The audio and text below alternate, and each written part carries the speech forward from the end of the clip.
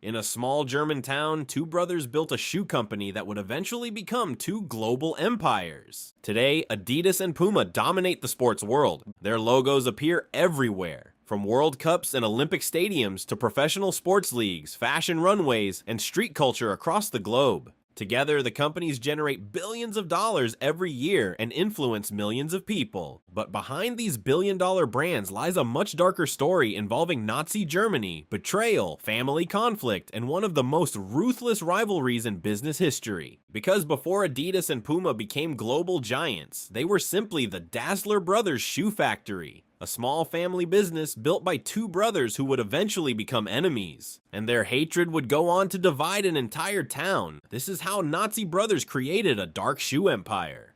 The story begins in Herzogenaurach, Germany, a quiet industrial town in Bavaria where nearly everyone knew each other. In the early 1900s, the Dassler family was just another struggling household trying to survive in post-war Germany. But inside that family were two brothers with completely different personalities. Adolf Dassler, known as Adi, was quiet, analytical, and obsessed with athletic performance. He spent hours studying shoes, materials, grip, and weight, believing athletes could perform better with better equipment. His older brother Rudolf was the complete opposite. He was confident, aggressive, charismatic, and naturally skilled at sales and communication. Where Adi understood products, Rudolf understood people. Together, they formed the perfect business partnership. In the 1920s, the brothers started making athletic shoes inside their mother's laundry room. Germany was economically collapsing at the time. Inflation was destroying savings, jobs were disappearing, and the country was becoming increasingly unstable after World War I. But despite the chaos surrounding them, the brothers believed sports could become a massive industry. Adi focused obsessively on creating lightweight performance shoes, while Rudolf traveled around Germany convincing athletes and stores to buy them. And surprisingly, the strategy worked. The Dassler Brothers Shoe Factory slowly began growing as more athletes started wearing their shoes in competitions, and their reputation quickly expanded throughout Germany. But what truly changed everything was the rise of Adolf Hitler. In the 1930s, Germany was changing fast. After losing World War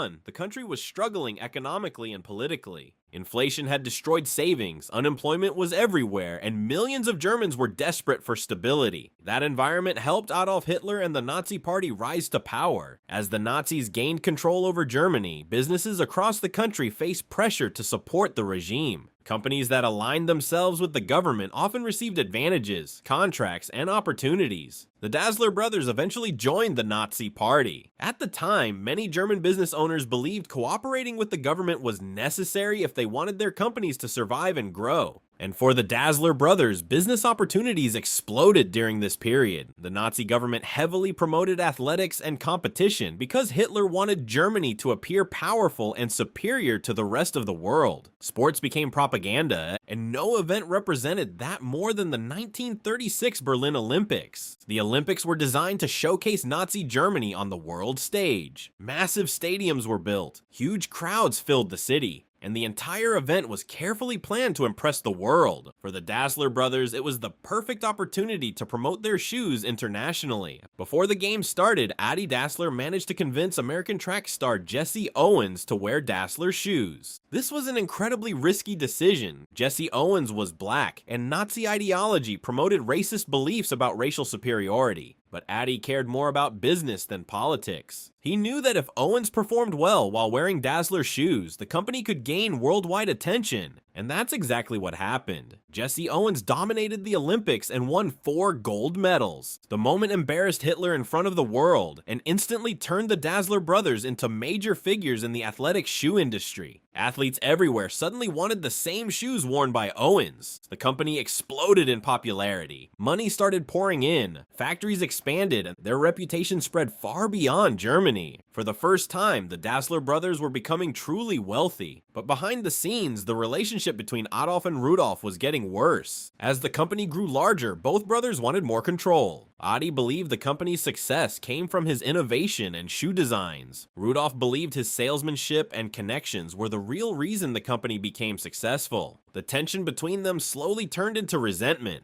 And once World War II began, everything completely fell apart. As the war intensified, Germany became increasingly dangerous. Bombing spread across cities, factories were converted for wartime production. The Dassler factory eventually shifted from sports shoes to producing equipment for the German military. And during this period, the relationship between the brothers completely collapsed. No one knows exactly what caused the final break. Some historians believe it was jealousy, others believe it involved accusations, politics, or personal betrayal. But one story became legendary. During an Allied bombing raid, the brothers and their families reportedly hid together inside a bomb shelter. As Adolf entered the shelter, he allegedly said, "Those dirty bastards are back again." Rudolf believed Adolf was referring to him and his family. Whether it was true or not, the paranoia and resentment exploded. Soon after, Rudolf was drafted into the German army, but later, he was arrested by Allied forces. And here's where things became even darker. Rudolf became convinced that Adolf had betrayed him to the authorities. He believed his own brother had turned against him. That belief destroyed whatever relationship they had left. After the war ended, the brothers never truly reconciled. The family business was finished. And from the ashes of Nazi Germany, two rival empires would emerge.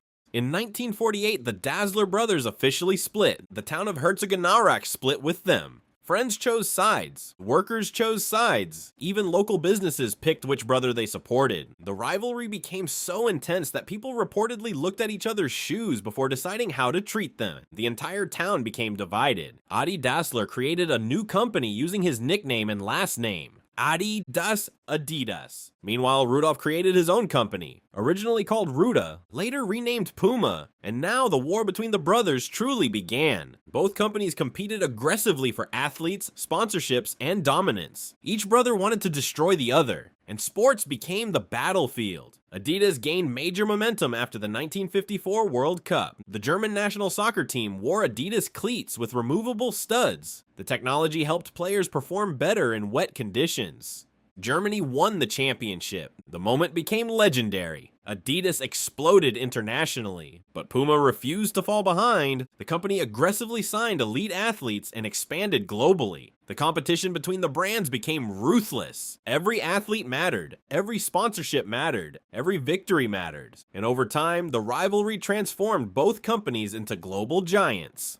Adidas quickly gained major international attention after the 1954 World Cup. The German national soccer team wore Adidas cleats with removable studs, which gave players better traction during wet conditions. Germany unexpectedly won the championship, and the moment became legendary. Suddenly, Adidas wasn't just a German shoe company anymore. It was becoming a global sports brand. The company continued expanding into soccer, running, basketball, and eventually fashion. Athletes around the world started wearing Adidas products. The famous three stripes became one of the most recognizable logos on earth. But Puma refused to stay behind. Rudolf aggressively chased sponsorships and signed major athletes around the world. He understood something extremely important. If people saw famous athletes wearing Puma products, they would want to wear them too. This strategy helped Puma grow rapidly. And over time, the competition between Adidas and Puma became incredibly intense. Both companies constantly tried to outsmart each other. Both companies fought for sponsorship deals. Both companies wanted dominance over the sports world. And their rivalry pushed both brands to grow faster and faster. Over the next few decades, Adidas and Puma grew far beyond simple athletic shoes. They entered fashion, streetwear, celebrity culture, global advertising, music, professional sports. At one point, Adidas became so powerful that its products were being worn in nearly every major sport around the world. Meanwhile, Puma continued building a strong presence in athletics and fashion culture. Eventually, both companies became billion-dollar empires. Today, Adidas generates massive annual revenue and remains one of the largest sportswear companies in the world. Puma also became a globally recognized company worth billions. But despite the money and success, the hatred between the brothers never truly disappeared. The rivalry became deeply embedded inside both companies. Employees remained loyal to one side or the other. Executives continued competing aggressively for decades, and even the town where everything started carried the scars of the feud. For years, Herzogenaurach was nicknamed the town of bent necks because people constantly looked down at each other's shoes to see whether someone supported Adidas or Puma. That's how personal the rivalry became. An entire town divided by sneakers. And the craziest part is that the brothers are buried in the same town cemetery. But even in death, they were buried as far away from each other as possible. The story of Adidas and Puma reveals something bigger than shoes. It shows how ambition, greed, politics, and family conflict can create empires. The brothers started with almost nothing, just a tiny laundry room and a dream, but success slowly transformed their relationship into paranoia and hatred. And by the end, the brothers who once built a company together became enemies obsessed with defeating each other. Ironically, their rivalry may have been the very thing that made both companies stronger. Competition pushed innovation, it pushed marketing, it pushed expansion, and it helped create two of the most recognizable brands on the planet. But the human cost was enormous. The family was destroyed, the town was divided, and the bitterness lasted generations. Even today, the headquarters of Adidas and Puma still sit near each other in Germany. A permanent reminder of the feud, a reminder that some of the world's biggest corporations are built on conflict. What began in a small laundry room eventually became one of the greatest business rivalries in history. And nearly a century later, the battle between the three stripes and the Puma cat still continues. The Dassler brothers built two global empires, but in the end, they also built one of the darkest and most personal rivalries in business history.